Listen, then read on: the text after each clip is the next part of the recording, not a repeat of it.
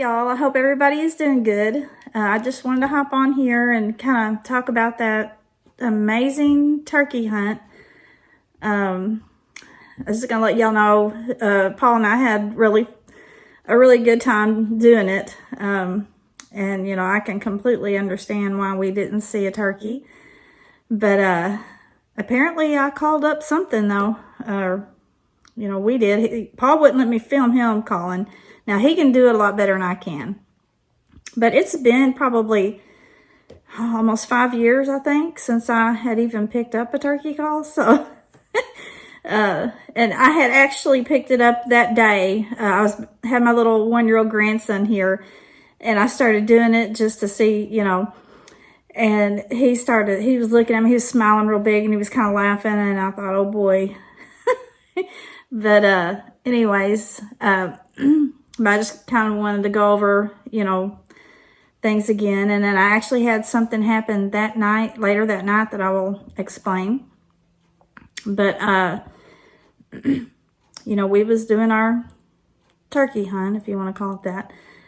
Never really heard anything out of the ordinary. And, you know, we was, after we got done, we went back to Paul's shop, and we was in there for maybe 20-30 minutes cleaning up. He had to work on his truck, and we was putting up the tools and all that stuff. And so by the time, you know, we got done, it was, you know, it was dark. And we had parked the ATV out here where Paul parks his truck. And he pulled the truck up into the shop. Well, he wanted me to go get the UTV and bring it back around, and then he was going to, you know, park his truck there. So I walked up to, you know, where he parks his truck, which is, you know, just right out here down from the house. And as soon as I got on the side-by-side, I heard it sound like a turkey, you know, just like that slate call sound. And you know, where Paul parks his truck, y'all have to excuse me, my allergies are like really bad right now. Where he parks his truck is right beside where my swimming pool is. And there are some frogs that have somehow gotten up on the tarp, and there's some water in the tarp, on top of the tarp. And they've been in there, and every night you hear them, they're just doing their thing there. Well, they were really loud. And I thought, well, can a frog make a turkey call? That's actually what I thought, because it wasn't making any sense. And to me, it sounded like it came from that direction to my left, which would have been where the pool was. So I went ahead and, you know, when I started up the side-by-side and went down to the shop, and, you know, Paul pulled his truck out, and, you know, I pulled it in, you know, and all that.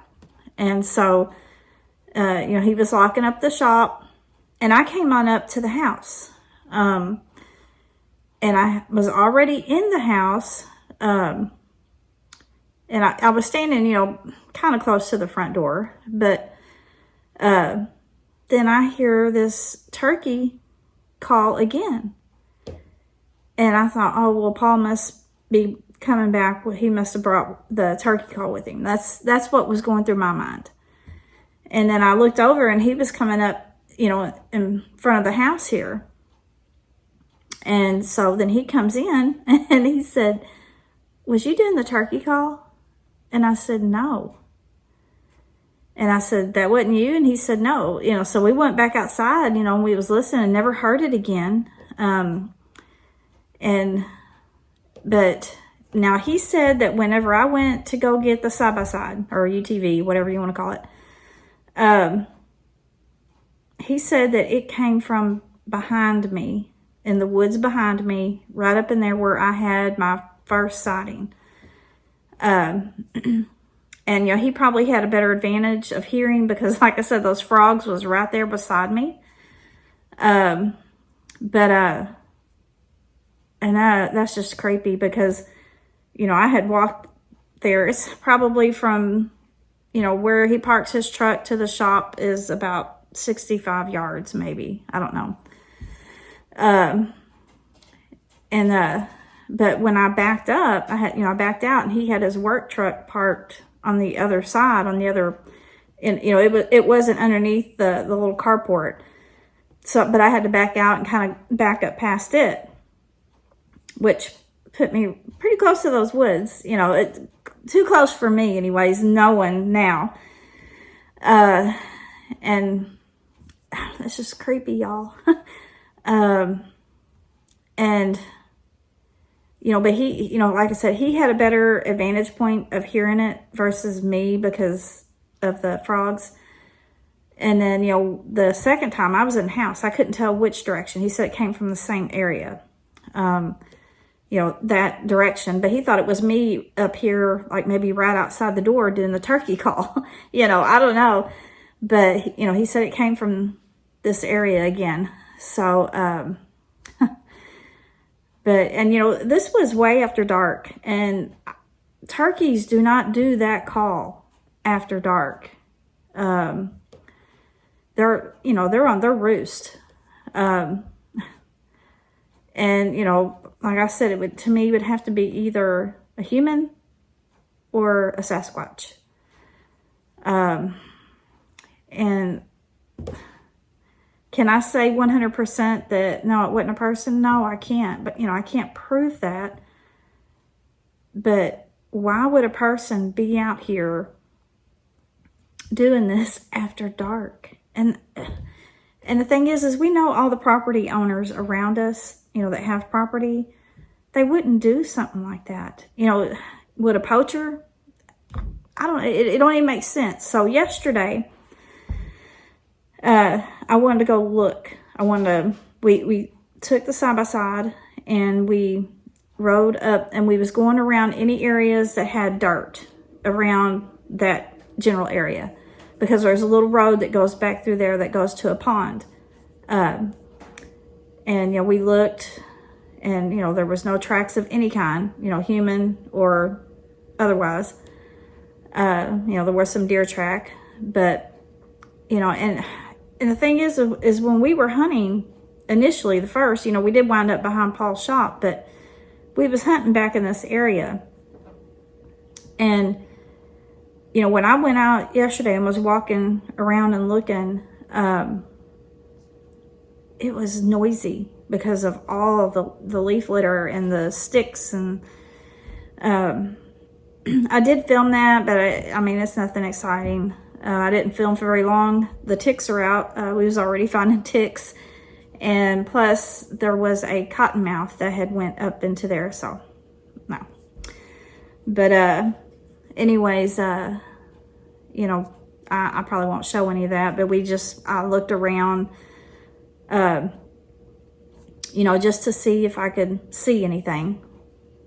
And, I couldn't really see anything out in the woods, and it was really noisy. So if it would have been a person, we would have heard them, because it's really noisy. So much leaf litter and sticks. And I know it wasn't a turkey. A turkey would not have waited out there. Turkeys are very skittish. If they see movement, they're gone. And there's no way it would have been a turkey out there just waiting. Unless my fancy calling had it all confused. Now that's a possibility. But anyways, that was just another one of the strange things that happens out here. But then that night, Paul had went to bed. He hadn't been in bed very long. I usually stay up later than him. I was sitting there. I was actually working on the video.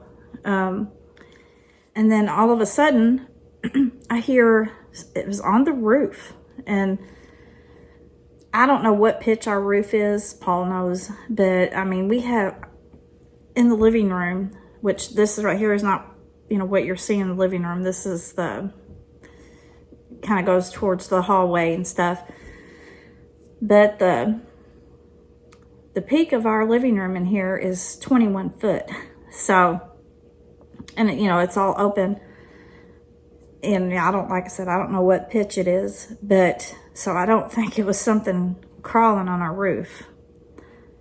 But all of a sudden I hear what sounded like, at first, maybe like nails or something going down the metal. But then it sounded more like gravel, like going down the roof.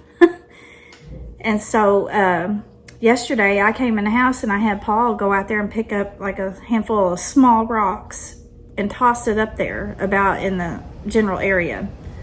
And it pretty much sounded like that, you know, because I don't think anything could get up there.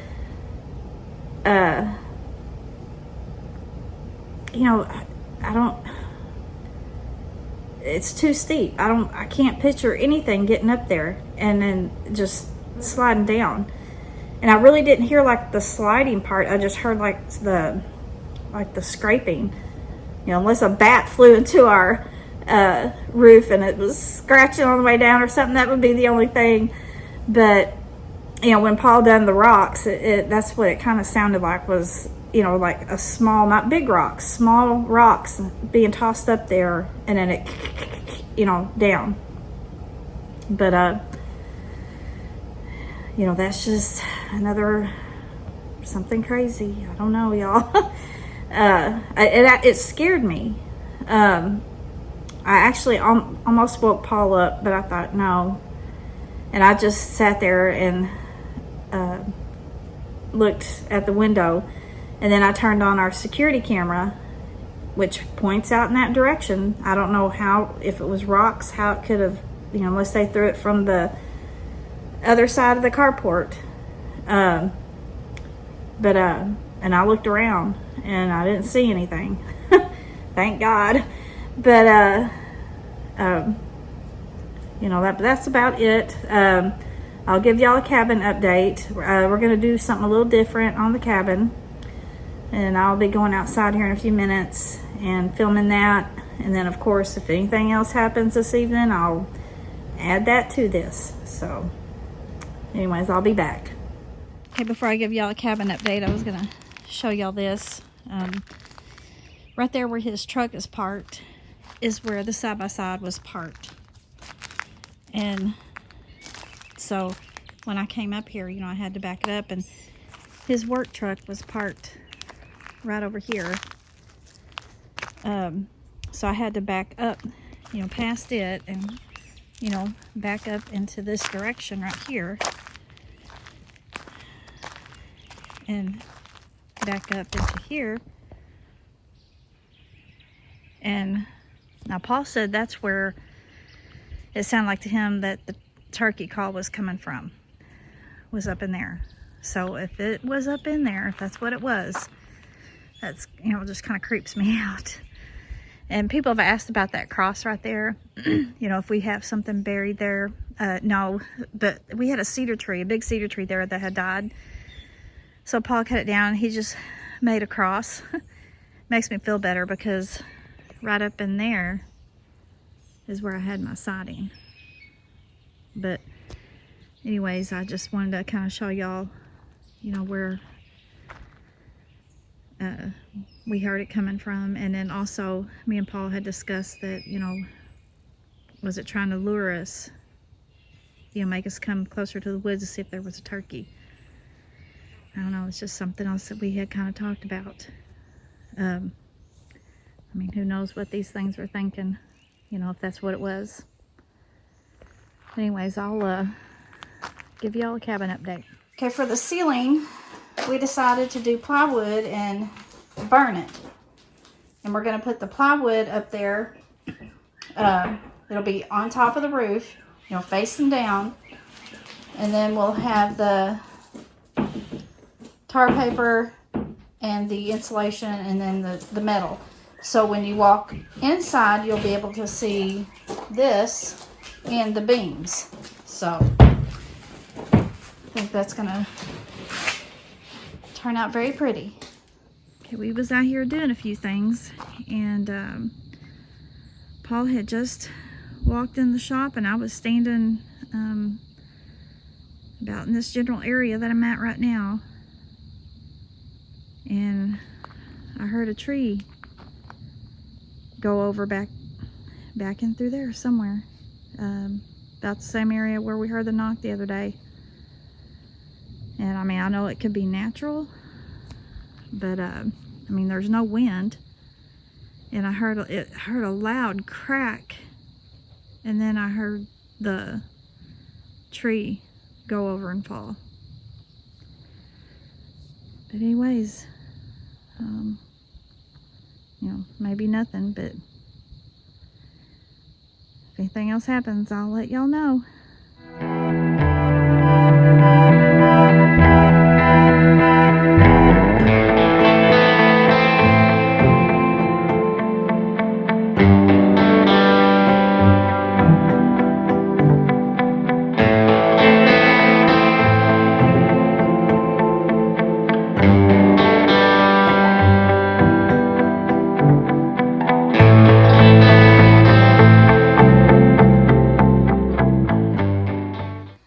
I think that plywood will look good up there with that burnt side facing down with the beams in the middle. We're going to put it, you know, from front to back that way.